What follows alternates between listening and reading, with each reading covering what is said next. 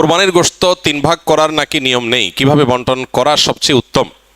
কোরবানির গোশত 3 ভাগ করার নিয়ম নেই, এই কথা ইদানিং খুব বেশি চাউর হচ্ছে। কে বলেছে কোরবানির গোশত 3 ভাগ করার নিয়ম নেই? এখানে একটি ভুলকে সংশোধন করতে গিয়ে আরেকটা ভুল আমরা করে বসছি অনেকে। আর সেটি হলো, কোরবানির গোশত এ সম্পর্কে আল্লাহ রাব্বুল আলামিন কোরআনে হাকিমে বলেছেন, ফাকুলু মিনহা ওয়া আত'ইমু আল কানিআ ওয়াল মু'তাররা। কোরবানি গোশত নিজেরা খাবে এবং সেই সাথে নিজের আত্মীয় স্বজন, গরিব, নিজের আত্মীয় স্বজন, প্রতিবেশী, বন্ধু বান্ধব, আপনজন তাদেরকে খাওয়াবে, আরেক ভাগ গরিব দুঃখী অভাবী মানুষদেরকে দিবে, অর্থাৎ 3 ভাগে ভাগ করবে। এটা মুস্তাহাব, ভালো। যে জিনিসটা আমাদের সমাজের সংশোধনযোগ্য সেটা হলো, সমাজের ভাগ নামে কোনো পশু থেকে থোক গোশত তুলে রেখে 1/3 গোশত সরিয়ে রেখে মোড়ল মাতবররা তাদের মতো করে তারা বন্টন করেন।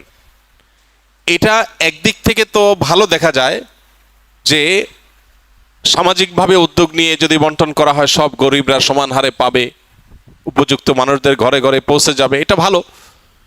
এটা আসলেই ভালো তখন যদি শরিকদের কারোর কোনো আপত্তি না থাকে।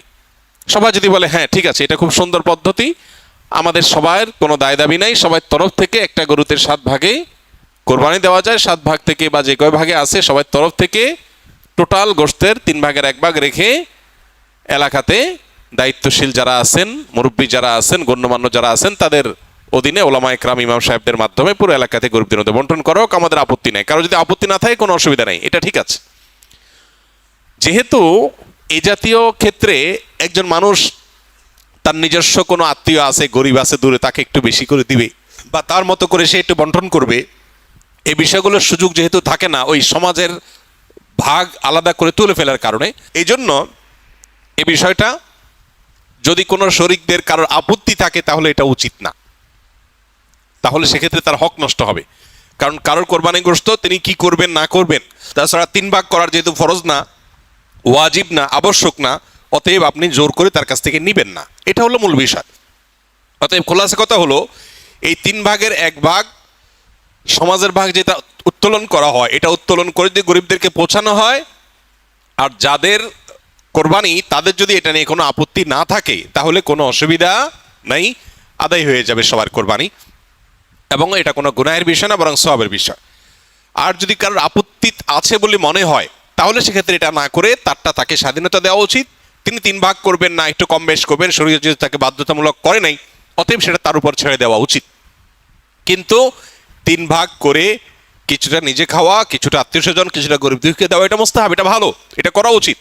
আমরা এখন একটা বাজে দৃশ্য দেখতে পাচ্ছি আমাদের সমাজে, সেটা হলো আমরা লক্ষ্য করছি যে অনেকেই কোরবানি গোশত সব নিয়ে ফ্রিজে তুলছেন। খুবই দুর্ভাগ্যজনক বাস্তবতা। যেখানে গরিব দুঃখীর হক আছে, তাদেরকে দেয়া দরকার, তাদের জন্য 1 ভাগ রাখার নির্দেশনা শরীয়তে আছে, সম্ভব হলে আরো বেশি রাখা উচিত, সেটা না করে বেশিরভাগ মানুষজন আজকাল সব ফ্রিজে ভরে রাখে, নামকে অস্তে সামান্য কিছু গরিব দুঃখীকে দিয়ে আর বাকিটা স্তূপ দিয়ে রাখে সারা বছরের গোশত সংগ্রহ রাখার প্রয়োজনে। তো এটা কোরবানির তাৎপর্যকে নষ্ট করে। যে লোক আল্লাহকে সন্তুষ্ট করবার জন্য কোরবানি করেছে, সওয়াবের উদ্দেশ্যে কোরবানি করেছে, এটা তার কাজ হতে পারে না। অতএব 3 ভাগের 1 ভাগ করে গরিব দুঃখীকে গোশত দেওয়ার ব্যাপারটিতে আমাদের আরো বেশি আন্তরিক হওয়া উচিত। সম্ভব হলে বেশিরভাগ গরিব দুঃখীকে দিয়ে সামান্য একটু নিজে রাখলে আরো ভালো, যদি মনে হয় গরিব দুঃখী অভাবী মানুষের সংখ্যা বেশি হয়। অতএব 3 ভাগ করতে শরীয়ত ফরজ বা আবশ্যক করে নাই, ওয়াজিব করে নাই, এটা ঠিক, কিন্তু এর মানে এই না যে আমাদের সব গোশত ফ্রিজে নিয়ে ভরা উচিত, সেটাও ঠিক না। অতএব আল্লাহ তাআলা আমাদেরকে বুঝার তৌফিক দান করুন।